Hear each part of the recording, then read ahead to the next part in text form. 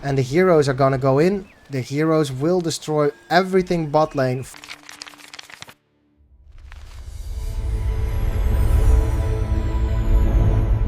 Welcome to Come Up Me Live. My name is Enrique and this is the round of 16 Pavuk versus Empyre going for quarterfinals. This is game number 1. On the left side we have the blue player Pavuk playing the Isengard, opening with Wild Clan standing for those Wildmen. And on the bottom right we have Mr. Empyre playing the Goblin faction with those beautiful goblins, going for a goblin cave throw, I would say, but that's not true. It's a goblin cave. We're going to do spam versus spam. Pavuk is also going for Wildman. He's just going to spam the map a little bit. We're on Forts of the Eisen, one of the most balanced maps, as most people say. Not the most favorite, I'm guessing, because, you know, it's getting a little bit boring if you play the same map over and over again. But yeah, it's the most balanced one. Everybody loves it. We've got, yeah, it's going to be spam versus spam. We've got the clan standing. We have 2 little goblin caves. Yup. And a second, Uruk Pits comes up. Yeah, that's for the crossbowman. This is the counter to those pesky goblins. Just a few of those crossbows combined with those wildmen, and you'll do just fine, as Pavuk is showing in the middle of the map, and the goblin warriors pass those pesky wildmen. Just in time, the next summon is here, and the goblins probably are going to be countered. Yeah, he is moving directly to his furnace to try and counter it, and he is getting a few hits in. Immediately 3 goblins die, and on the other side of the map we have probably an evacuate. Yep, there's evacuation, and Mr. Pavuk is trying to get a tunnel, moving a little bit out of the way, gets every hit, gets a little bit of resources.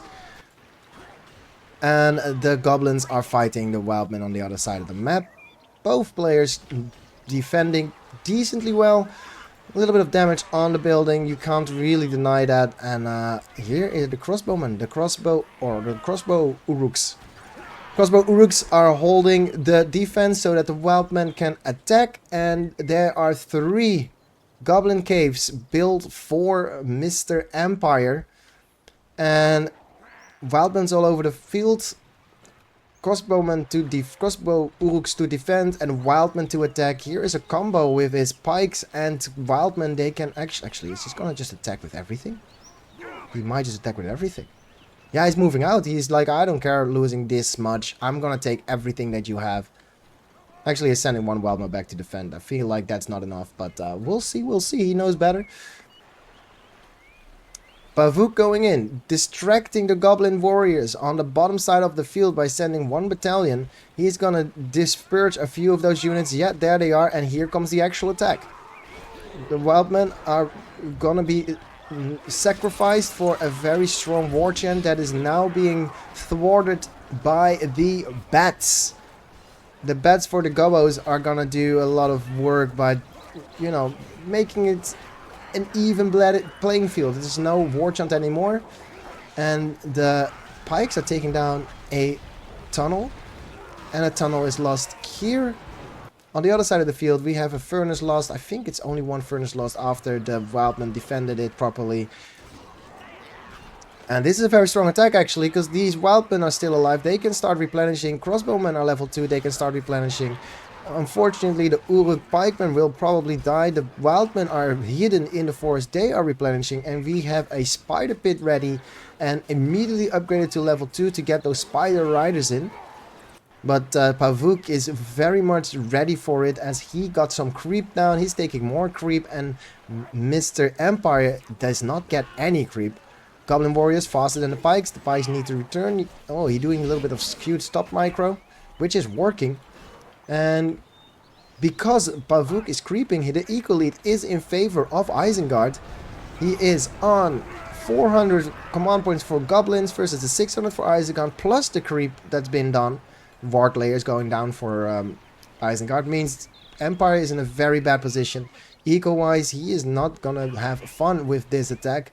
There are gonna be spider riders, but the spider riders will, you know, probably be in arrow in a bow mode just to kill those pesky pikes. The moment they're that, yeah, the spider riders can do some damage, is Pavuk transitioning. Yep, he is building his own Warg Riders. Maybe he already has some Warg Riders in the field. No, he does not. But he is ready to meet the Cav with the Cav. Big clump. Isengard is ready for a Kerbane combo with the War Chant. War Chant almost ready. Spots a tunnel, probably gonna take a tunnel. And here are the Spider Riders in bow formation, targeting the pikes. A little bit of a trample and Kerbane used to make this fight a complete favorite for the Isengard player Pavuk. However, the Spider Riders kind of trampling part of the archers, and the crossbow uruks are important to fight against the onslaught of goblins, because the goblins are very, very powerful. Here is the War Chant, the own bats probably being used. Yeah, here is the bats and the debuff for the goblin player. He is losing a tunnel, but he is winning the fight. Oh no, he might not win the fight. He's moving his bats to a different location, and here is the reinforcement of crossbow uruks. They're replenishing in the corner, and they are found by the Spider Rider. Spider Rider is now trampling level 2 units, and did they lose their lives here? Probably not. Maybe they will. These spiders are, these crossbowmen are, crossbow uruks are at least alive. And here's the reinforcement Spider Riders. Attack thwarted. 2 Warg Riders on the field. 4 Warg Riders for the Spider Riders. Not gonna be fun. 800 versus 400. This game seems very much won for Pavuk. Pavuk probably taking down game number 1, as their income for the Isengard player is so overwhelming. He might even be ready for that Lurch coming in. He is on 500 resources. He is opting for army, and the builder goes down if Pavuk is paying attention to it. Did the builder escape? No, he did not escape. The builder going down. And Empyre in a little bit of a bind. There is the surrender. Game 1 going to Mr. Pavuk. We're going straight into game number 2. Unfortunately, the players kind of changed colors, it seems like, because MP is brown and the left side of the field, so we're changing it up a little bit. We're not going to give MP the points. We're going to shift sides, and we're going to make the colors. Left side is the brown color, played by Mr. Empyre as the Mordor faction. Mordor. And on the right side we have Pavuk playing the Goblin faction. That is actually going to stay the same. He is a different color. He is the light green color. He gains his game 1 again, and we are off into game 2. Normal openers, it seems like. Actually, this could be a very quick cave troll, a goblin cave, and a forward tunnel. I'm not spotting the forward tunnel yet, but there isn't any. I don't see the builder. Let's go into the...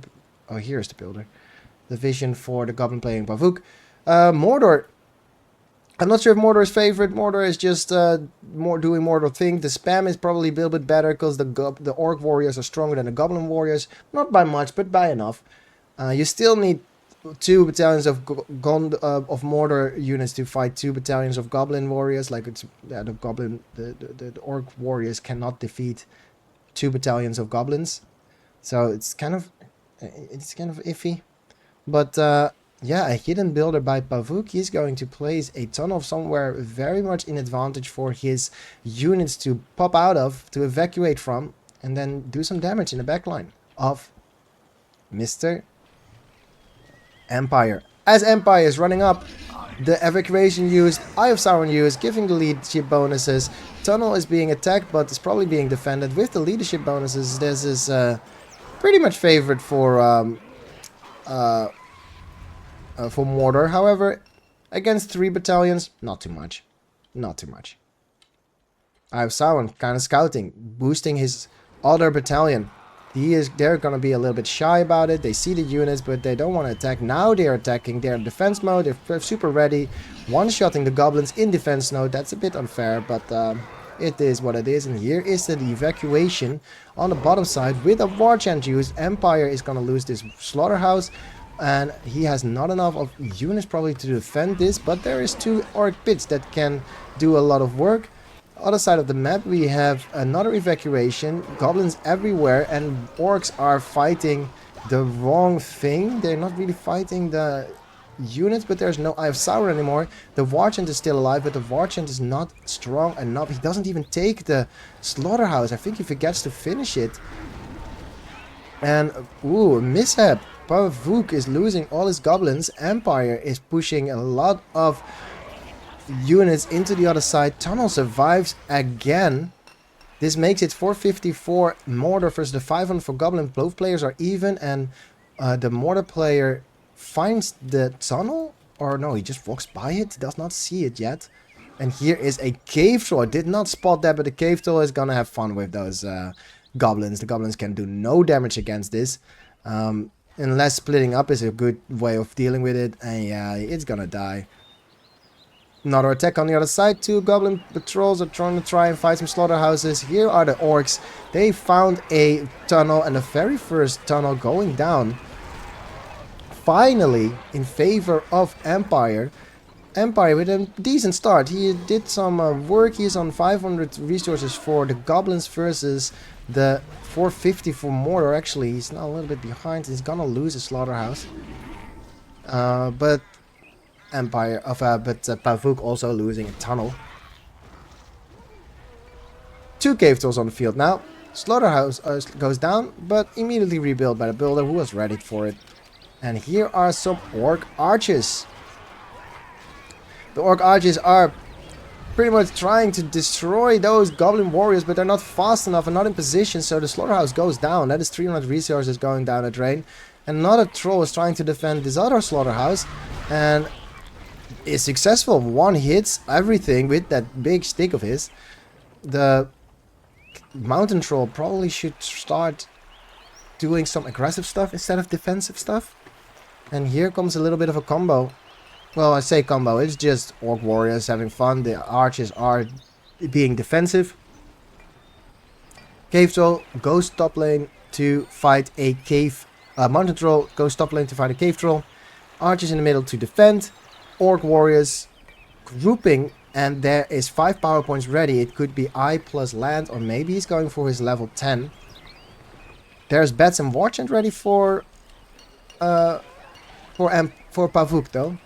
And Empyre found a builder. Is he killing the builder? Yep, builder goes down. And here are some orc warriors trying to defend a small battalion of goblin warriors. And spider riders are trampling. Oh no, is there a lens? Is there a palace? There's no palace, it's just being built. Empyre kind of forgot about the potential of being trampled. Slaughterhouse goes down. Still level 1 cave troll. Pingy. And yeah, they are even warchanted. I think they're warchanted. Yeah, there's warchanted spider riders. They could do a little bit of damage to the buildings of Mr. Empyre, but it's 650 to 550. That means that Empyre again is behind in resources. It is now 500 command points for Empyre. And Pavuk is taking over the game a little bit with the spam and with sending units all over the place. Just 2 goblin warrior battalions can do a lot of pain and damage.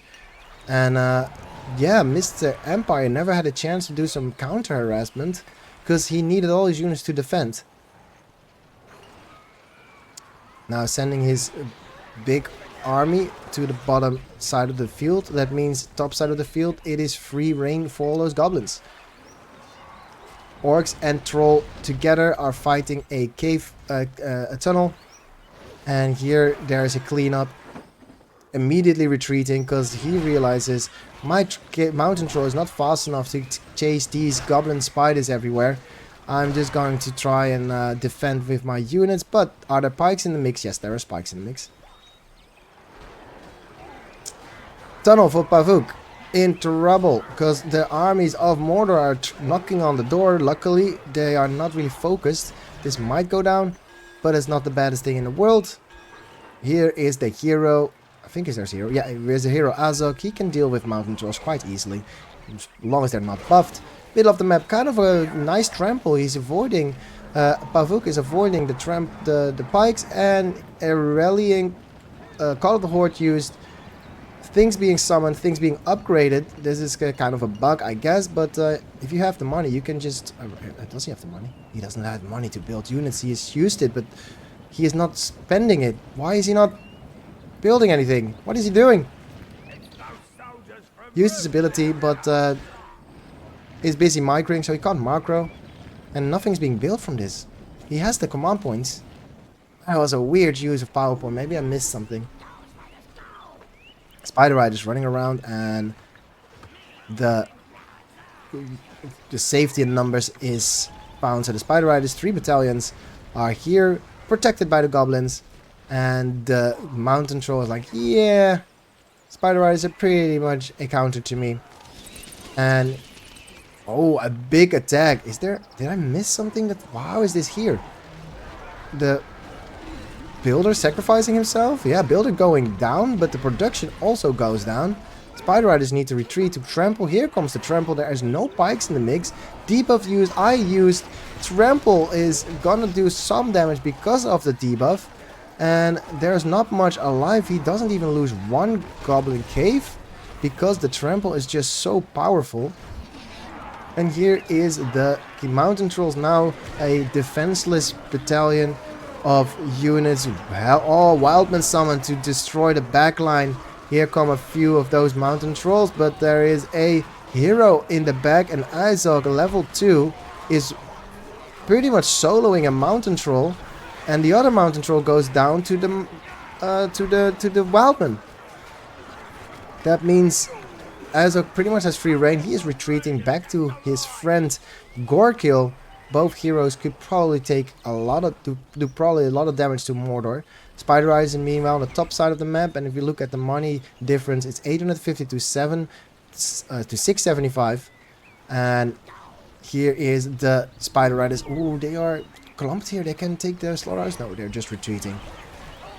Yeah, the heroes are leveling. No hero for Mordor player Empyre, and Pavuk is pretty much in the lead. Oh, I hear a barrage used. Where's the barrage? Is that a barrage? No, there's no barrage used. That's just me being silly. Oh, he used ability. He's using Battle Rage. Mountain Troll dying to the ranged Spider Riders. It is so incredibly difficult. Oh, now they are kind of stuck. They are gonna lose some of those units. Unfortunately, it's a level 2 Spider Rider. That means they will be replenishing over time. Few orcs on the bottom side of the map could probably do some damage to a tunnel. They're just chilling. And oh, the Spider Riders, ooh, going into bow mode. Very well done. Bow mode is also kind of a stop command.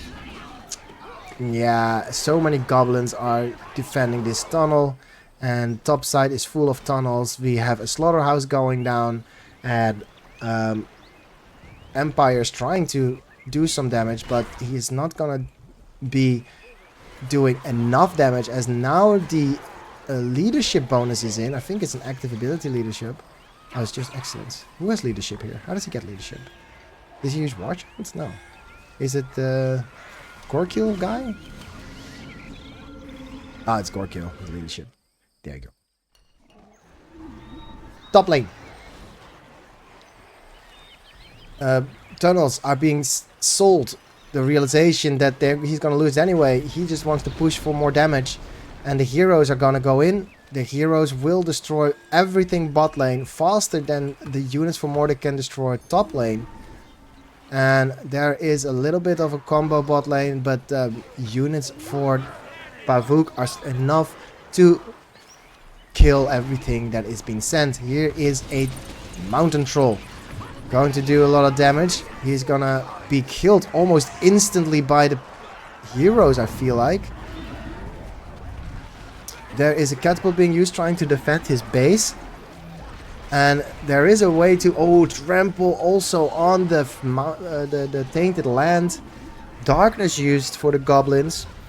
And even though they're fighting on tainted land, the heroes will do a lot of work here. And all the production going down. There is ranged Spider Riders doing a lot of work.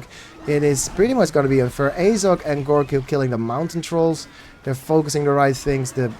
Wow. The catapult extension goes down instantly. The palace goes down.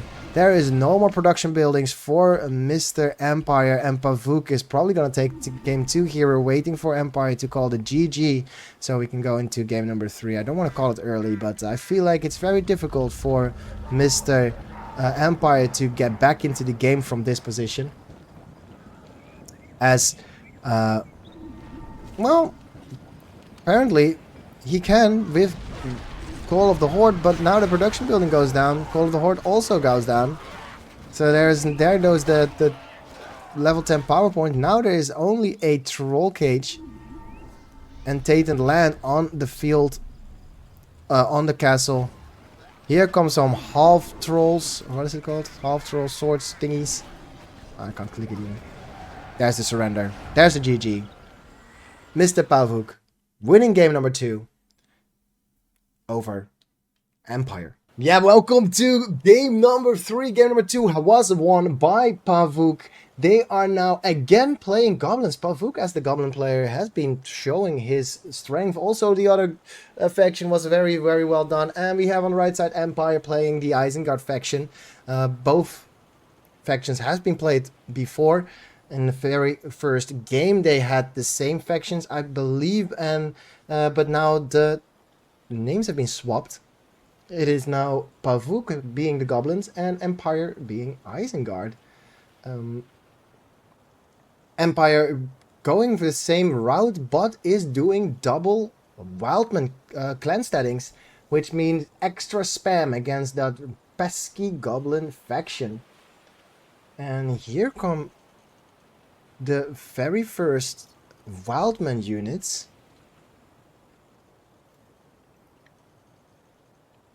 And this is gonna be a very potent attack, because there is actually 3 tunnels, and yeah, okay. Let me see Pavuk's point of view. There's no forward tunnel though. That could be a little bit of a problem. There is some creeping being done with 1 battalion. Apparently, the attack speed is so quick you can kill the Borg with the poisons. That's kind of nice. Never knew that. Normal soldiers can't do this, but apparently Mr. Goblins can do it. Rude. Here is the first battalion of Wildmen. And oh, they spotted the builder. They're going for it. Oh no, they're chasing a builder. Don't want to chase the builder. No, there he goes. Finds a tunnel. Other side of the map, we have the Wildmen spotting another tunnel. They're probably going to go around. Yep, they're going around. And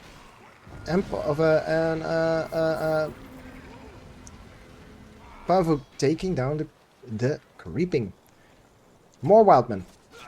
Wildmen taking another tunnel. Here are Wildmen taking a tunnel, and the evacuation needs to split, trying to get the units out in the right position. He is defending the bottom tunnel. Okay. That is an interesting choice. And he's also defending the top tunnel, which is also an interesting choice. Is he getting it even? Yeah, he does get... Oh my. He is defending it very well. The first harassment losing Wildman, but does not take anything down. Oh, this is kind of interesting. Wildmen are in a little bit of trouble. Oh my goodness. Yeah, the Wildmans are being destroyed by the spam of goblins. Man, what an unfortunate start for Empyre. He was doing pretty decently with the spam. He just didn't get any buildings, which is a very, very hard spot to be in. And yeah, just sending 1 battalion of goblin warriors is enough to deal with it. He's not even killing them. He is just flexing on it. Another evacuation, and more Wildmen are just dying to every goblin warrior, and defending your farms with just a sort of teleporting ability seems a little bit overpowered in the hands of Mr. Pavuk. Pavuk on match point can win this match by defeating Empyre right this second. And if we look at the armies on the map, we have 400 units on the field for Isengard and 300 for Mr. Pavuk, but it seems like Pavuk is so much more in control. Now there are Spider Riders even. There is the Trample. There is no pikes. Are the pikes on the way? There are pikes on the way, but all of this dies. There is even a War Chant used to make it even less of a fair fight. And the Spider Riders are doing work. Yeah, this is a very difficult opener for Empire to come back from.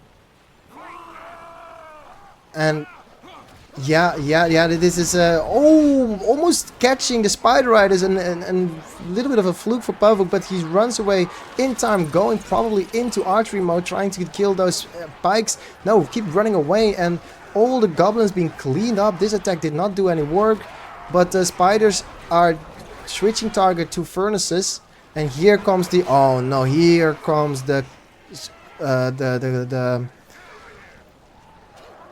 a little bit of a crush on the Uruk crossbow men. That's a weird thing to say. Furnace going down. Extra furnace for Empire. Extra furnace for Pavuk to be had. Here are a few of those pesky wildmen. War chant used to make a point. Archers position to shoot down the pikes, and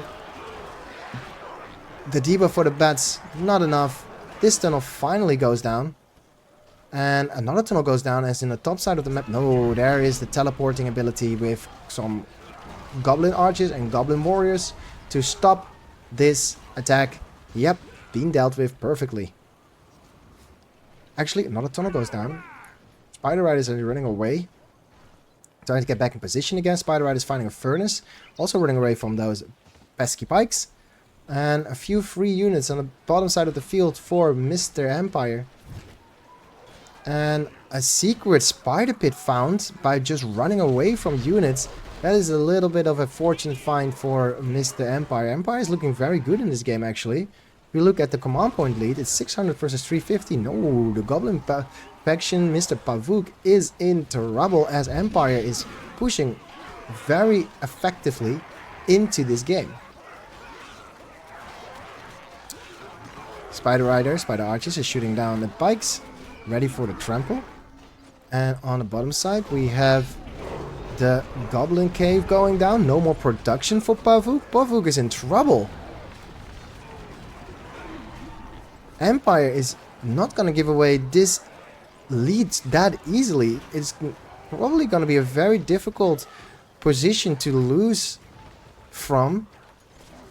And the pikes are running away, putting these Spider Riders out of position, while there's a few battle of Spider Riders going through the furnaces of Empire, but it is so much. It's 750 to the 475 of Pavuk. Pavuk is in trouble. This match point might be a loss, because this game is so much in control for Mr. Empire. Finally, the spider pit goes down. He needs to rebuild it, but he has no income. It is 300 resources in the bank, only 525. He's now 575, but then this tunnel finishes, and hopefully he can defend with these marauders. He has no more goblins coming in. He has no more spider pit. There's no more production, and here comes the strong attack for Pavuk on the bottom side of the map.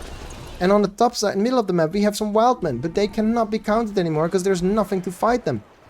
Spider Riders are going to try and run back and fight the pikes, but wildmen are stronger than pike. He has one battalion of goblin archers. There's finally a goblin cave ready, and Pavuk is very much on the back foot.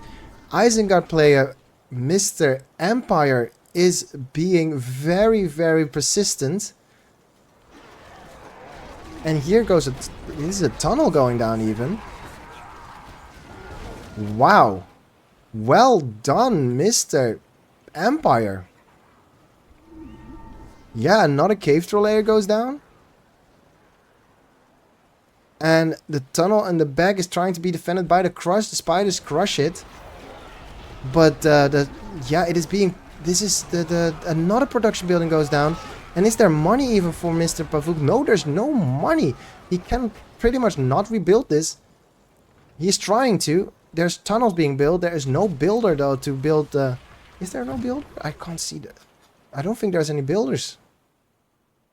There are some units. There's spider riders in the back doing some damage, but it's not going to be enough. There's power points maybe that can make a difference. But wow, Empire got his Sharku on the field. Wildman being summoned, trying to kill Sharku almost immediately. Watch induced. Sharku is being chased by the Wildman. Here is a trample, but spiders. Ooh, they dodged the pikes. Very well done by Pavuk, but Empyre is still completely in the lead. This looks like a builder going down for Pavuk. Empyre with 1,000 resources in the bank. Empyre is probably going to take game number 3. Yeah, this is a very strong push, and the pikes are losing it to the archers. Wow, what a fight! This Wildman taking down furnaces. Confused face for some things I noticed that look very weird. It shouldn't be. That shouldn't be the case. Maybe something changed, but this looks like such an advantage for Mr. Empyre. Sharku is dying. Ooh, Sharku almost died, but here is the battering ram. Battering ram slowly walking up, trying to finish the fight, but apparently we have a little bit of a stabilization for the goblin player, Mr. Pavuk, as Empyre is walking up with a battering ram, with heroes. Sharku is gaining health. I am very confused. I'm very curious what is happening in this game. Because there is this is incredible, as Empyre is walking up with a battering ram, with extra hours, with war chant, even with a movement speed boost. The battering ram is just doing nothing. What is happening? You want to lose this. Top lane, we have more pikes fighting, but there's half trolls, and the half troll swordmen are pretty much one-shotting the pikes. Here's land used. Tainted land for Isengard. This is a boost for Empyre's armies. Almost 1,000 command points. He has so much resources coming in. I am baffled. I'm not saying that Mr. Empyre is a bad player. Totally not. It's just there are some. I don't know what to say. But tunnels going down. Empyre controlling the whole map. Watch and Juice on Spider Riders trying to shoot down the pikes. There's half trolls fighting and defending the buildings, the production, and half trolls are actually doing a lot of work. But Sharku is a hero that is pretty difficult to kill without any pikes. Sharku moving straight for the castle, and now is actually dying. Oh, there's a miscontrol by Empyre and losing his hero. Well, he has the money to buy a new one, but Pavuk is defending incredibly well with his ranged units, his upgraded ranged units. He is level 4 Spider Riders and level 2 half trolls. This is a time for a trample, and oh no, the battering ram is just gonna be destroyed by those Spider Riders. It is a very strong position that Mr. Pavuk, Mr. Empyre is, but Pavuk is fighting for the draw. Keeping his builder alive, trampling more of those pesky wildmen that Empyre is sending all over the place. And Empyre is just sending units, is just spamming units. And Pavuk is microing his units, trying to keep them alive. Level 5 orc goblin archers, and a very scary, oh no, the trample on the pikes. The pikes are trying to go for the battering ram, and the archers are shooting the pikes. Here comes the trample, and he's losing so many Spider Riders. There goes the Fisher. The Fisher was kind of like his last hope, and everything is going down. The battering ram is getting shot by the fortress, but he can now move up. Yeah, there comes the battering ram. He's going to take some pot shot at the fortress. And Spider Eye is running to the other side, trying to do some more damage there, but there's no production. The production is being camped by the units of Isengard. The fortress is going down. The fortress expansion is going down. Fortress getting a few hits with the battering ram. And next 2 more battering ram coming in, and no more units to fight this. There are upgraded wildmen messing around with the tunnels. And if we look at the command point differences, it's almost 1,000 units in the field, and Pavuk only has 350 command points. Here comes the attack. Warchant used, the fortress is being focused. How the... What is happening? The fortress goes down, and Pavuk is losing game number 3.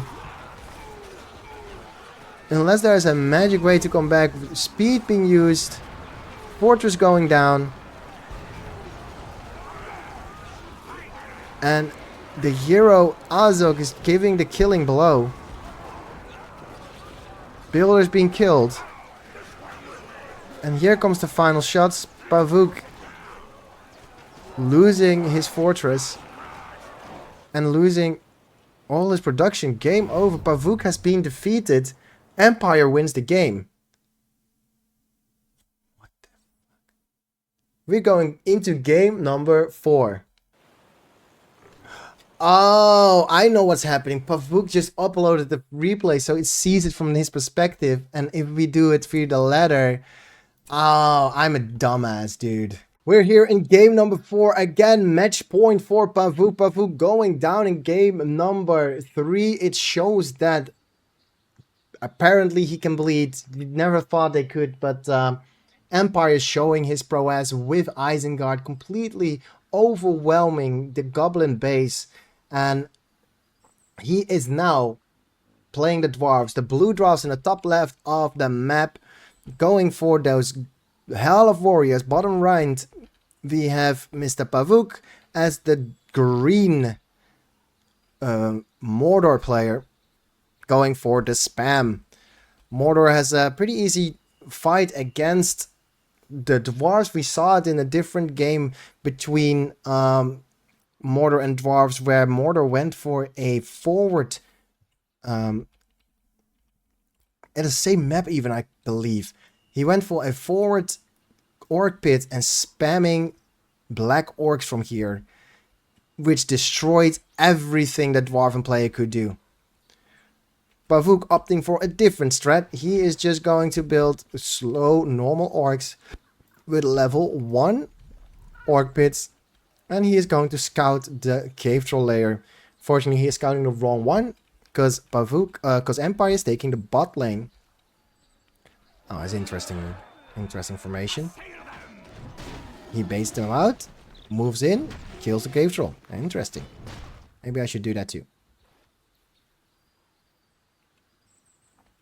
And Pavuk realizing there is nothing here. He also misses the builder. Builder is probably being harassed by... No, he missed the builder. And MP going for a extra range, archery range for the extras. Probably maybe even for Man of Dale if he can get that quick. Yeah, early money in the pocket for the Dwarven player. It's a very powerful start to just do that. You don't need to take over every building in the world. You can just take some money and then go to the other side of the map with those mine shafts. Bless you. And, oh, pretty strong exit. Oh, no Warchant used. A slaughterhouse everywhere to spot the builder, and the builder has been spotted. The builder knows he's been spotted, and 5 battalions of orcs going to the right side of the map. We have archers going to the right side of the map.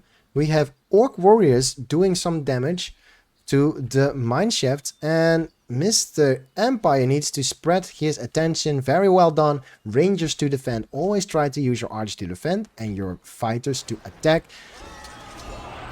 Mineshaft being lost, he knows it. Slaughterhouse being sold, and he is sending 1 battalion top lane to try and kill the archers or distract the archers. 1 battalion goes fight the orcs, and the last battalion is going to find more slaughterhouses. Group of orcs, just a little bit confused of the location, is now being targeted by those X-throwers. X-throwers in the mix. Another moment of silence here for those spikes, and builder left the mansion. Where's the builder? He is nowhere to be found. Did the builder die? No way. Right? There's 1 builder here. Where's the other builder? Let's go to the perspective of the Dwarven player, Mr. Empyre. There's no builder. Is he in? No. The builder died to something. He must have died to something. Oh my god, only one builder. Yeah, I don't know where the builder is. Forge being made, probably a new builder coming out. It's so fortunate you lose a builder that early. Big attack in the top side of the map, but also a big attack in the mid lane. We need some defenses here. There are two arc X-throwers. He needs to use those X-throwers. Oh, he needs pikes as well. No, yeah, pikes are being built. But also a strong attack in who can do the most damage. This is just a fight for damage. There is the rebuild of the builder. And wow. Pavuk is saying, I can do more damage to your buildings than you can do to mine. And he is just fighting here. He still has... Oh no, he doesn't have any power points. Slaughterhouse is going down. And here comes the attack. The slow dwarves are moving into the base. But because they're so slow, they're... Oh my goodness. All the extra is dying to the Lancers. Pikes are in trouble. They're trying to get in combinations. Here's the War Chant. War Chant is actually going to make sure this is a one fight for Mordor. No way these dwarves can get back. And there is a catapult defending everything. Mr. Empyre realizing, oh, I'm so far out of position. I'm losing everything in my base. This is never gonna be fun. He's trying to find a tunnel to get into, but there's just nothing in this mineshaft. There's no mineshaft to be held. He needs to run back because yeah, he's just camping. Mr. Pavuk is camping Empire's production. He can keep building units, but it is just not gonna happen. Goblin of orc warriors are destroying tunnels. Lancers are destroying tunnels. It's 575 versus 450. Luckily, there are mineshaft all over the map, and same as slaughterhouses. Slaughterhouse just going straight to the base of Empyre, as Empire's production is completely surrounded by units. There is even tainted land on the production. This could be a very early GG and match game for Pavuk, winning game number 4. But here's the trample. Lancers are doing work. Oh my goodness, this is such a bad decision and unlucky. Such a bad luck. And yeah, there it is. The range is now under attack. Range going down. Leadership bonus used. And he is losing his battle wagon to the Lancers. There's the surrender. There's the GG. Empyre losing to Pavuk. Pavuk taking match point. Pavuk going to the quarterfinals in the Kardy Pro Tour 1 vs 1 April 2026 edition. This has been Command & Love. My name is Enrique. And I will see you in the next tournament video. Final game, and this is game number 5. A match point for both players, Empyre and Pavuk, going the distance. It is dwarves as the Empyre faction versus Pavuk's Isengard on the top right of the map. Pavuk is playing a very good opener, going for the spam, gonna try and fight as many mineshaft as he can, and Mr. Empyre is just gonna try and expand. He is he gonna... No, he's going for attack. 2 Guardians in production. Where is his builder? Oh, his builder is moving up. Is Mr. Pavuk going to see it happen? Or is this gonna be a quick loss? Yeah, I think Pavuk doesn't know. He is chasing down the builder. He thinks he is safe, but he forgets there's another one. And a builder for Pavuk is ready to face it. Now, of course, if you've been watching the game, I've already said goodbye to you, because this is a spoiler game. This is a spoiler game. There is no game 5. It is Empyre. Empyre is playing, but he's not playing against Pavuk. This is Mr. Poero. Of course, I don't want you to be spoiled, right? I like it that if you don't want to know the outcome, I'm gonna post 5 games anyway. So we have Empyre versus Pavuk doing a beautiful honorable game number 5. And yeah, just a rallying call used, and there is a furnace going down. Rallying call used, furnace going down. And I'm now thinking while doing this, I'm like, hey, I'm casting extra games anyway. I might as well make these single videos. And if it's a single video, I might be able to, you know, repost them again.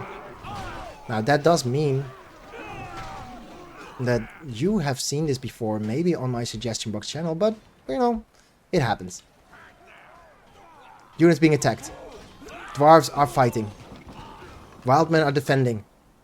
But the dwarves have done a lot of damage. He are level 2, and they are trying to take down an Uruk pit. The mineshaft is going down. But there are Uruk crossbowmen fighting off the dwarves. I'm not sure what is happening, but where are the units? I'm looking for the units of Mr. The dwarven player, Mr. MP. Oh, he's going for battle wagons. That's why there are not a lot of units on the field yet. And he is going to replenish. Yeah, he's going to send these units back and replenish them. Because they are level 2. And level 2 units replenish. And they're pretty strong. And he also realizes, wait a minute. There are no pikes. Pikes are just now being made. Here's the evacuation. Probably in 3, 2, 1. Oh, he needs to defend. He needs to defend. He's sending on a few units back, I guess. Whoop, there is the battle wagon. There's the trample. And Poirot knows now. Here comes the attack for Empire. And Empire moving up together with his battle wagon. They're fighting in the middle of the map. Oh, nothing happening. Very well done. Poirot now fighting. He is holding position. This is a trample possibility. And pikes are just running after the battle wagon. Furnace is going to be fought. And Mr. Empire is just dodging all the pikes. Trying to crush those units. And they are... Oh, there's the barrel used doing a lot of damage to the archers. Finally, the battle wagon goes down. But not at the cost of a furnace. And gaining of the time that's needed to set up another tunnel. As you notice, the Isengard player has not been in the base of Empire. That means Empire has had a lot of time to get back into the game. Ooh, or to gain more units. Rallying call used. And there's heal. There are a strong battalion of Dwarven warriors. They're not very fast, but at least they are rallying called. So they're going to try and find more furnaces as Mr. Poirot is expanding on more and more locations. There are mine shafts pushing up against furnaces to make it more easy to find and kill those furnaces. Look, here is a unit of dwarves going back into the mine shaft. He can do it again. 1 battalion of guardians holding back the armies. 2 battalions of guardians are taking down furnaces. And now there needs to be a defense happening. There is a defense. More guardians are escaping. And here is a battle wagon. Battle wagon is not paying attention. Yeah, he is paying attention. There's the barrel used on the pikes. They are now repositioning. Mineshaft goes down. But furnaces go down just as equally fast. Level 2 furnace now under attack by Wildman and the fortress fighting. These dwarves should really focus this. Because if he can get it down... Oh, he might get it down. Oh, it's so difficult to kill dwarves. Look at the damage that's being done. Furnace going down to level 3 dwarf. He is losing that, but it is not going to be so much of a big deal. If you look at the command points, it's 600 versus 525. Dwarven units. The Dwarven player is in the lead. Finds a builder. Unfortunately, builder goes down. Yep, nope. Not paying attention to the builder. That is a costly mistake. Probably instantly rebuilds it. And another furnace going down, as it's easily being targeted by those dwarves. In return, there's a tunnel going down. Actually, tunnel's being defended by a deep evacuation. And then it's immediate running around the other side of the mineshaft. Mineshaft half health, pretty much dying instantly. Left side of the field, we have a furnace. And Mr. Poirot is building furnaces as much as he can. Level 10 power points. 10 power points in the bank. He could get Wildman. He could get money. Probably not Wildman. He took the money. He is using the money on one of his furnaces. Probably in the back. No, which furnaces did he use it on? I don't know. He used it on a furnace. And, ooh, very good. Pavuk keeps finding more and more furnaces. Wow, very brave extrovers just taking down a Uruk pit. And the dwarves defending against the mine shafts. There's a lot of production buildings surrounding this mine shaft. And a strong and are annoying. I should probably not strong, but very annoying attack from the Isengard player Puero, who is desperately expanding everywhere. There are furnaces everywhere, very vulnerable, and are surrounded by, or at least attached to, tunnels. The tunnels pretty much used as movement speed for those dwarves. They can be anywhere in the map as much as you like. There is a furnace going down here. There's a furnace going down here. Another furnace going down. Mr. Empyre is taking down furnaces quicker than Puero can build them. And here is even... Oh, wow. A Hobbit summon used. Hobbit summon used to kill the armies for Isengard. And there is extras. Maybe the Warg Riders that are in the making can kind of get back in this map, but every tunnel that is being made is made with the idea of destroying a furnace at the same time as another furnace being targeted and is going down. This is 750 command points versus the 575 for Isengard. Empyre very much so in the lead. Clansteading being targeted and the production is on the fire. Uh-oh, builders are attacked. Builder is going down. No, builder's not going down. Oh, actually, it might go down. Yeah, builders are being targeted and they're going down. And here is finally the Warg Riders ready for the trample. Everything in defense mode, trying to do some lasting damage. And there is a production building on fire. This is Puero saying, dude, what happened this game? He surrenders. And now we are done with match round of 16. Thank you for watching. Thank you for watching this round of 16 between Mr. Smog, Pavuk versus Empyre. Obviously, Pavuk winning it 3-1. And this last game was Puero. It's just a filler. It's a spoiler. Would love to see you in the next tournament game on the Kardy 1 vs 1 Pro Tournament, the April 2026 edition. If you would like to see us cast these games live, go to twitch.tv/Enrique707. And if you just like to watch these videos on YouTube, leave a comment, leave a like, and subscribe to our YouTube channel.